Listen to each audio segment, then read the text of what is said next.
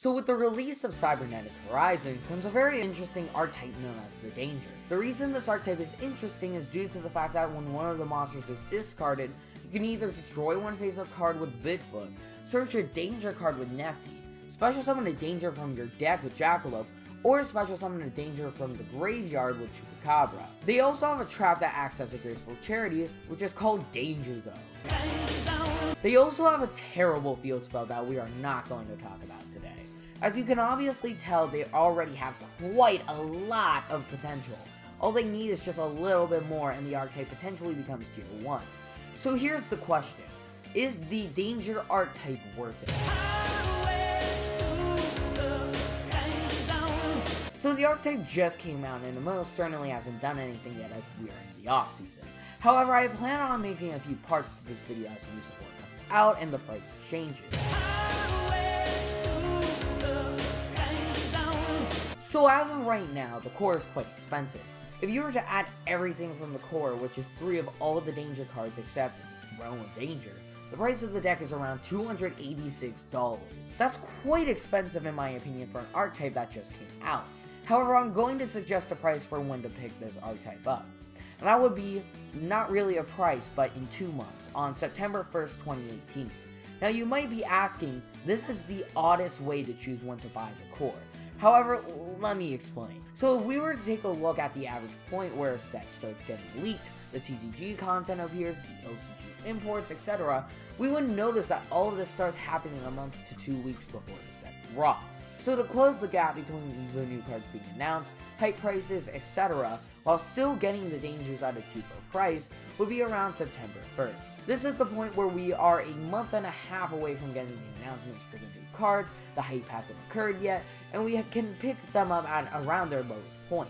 Now another thing to keep in mind, however, is the fact that if Danger Bigfoot or Danger Nessie hits $20, and the other one is $30 or less, buy the archetype then.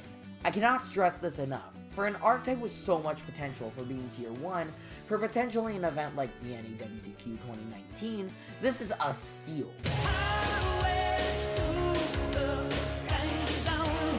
Here's where I think the archetype as of right now is amazing.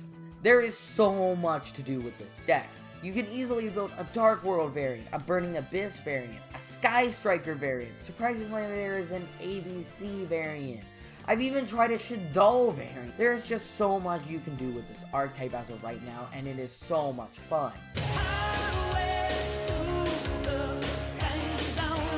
Here's the issue with investing in this archetype.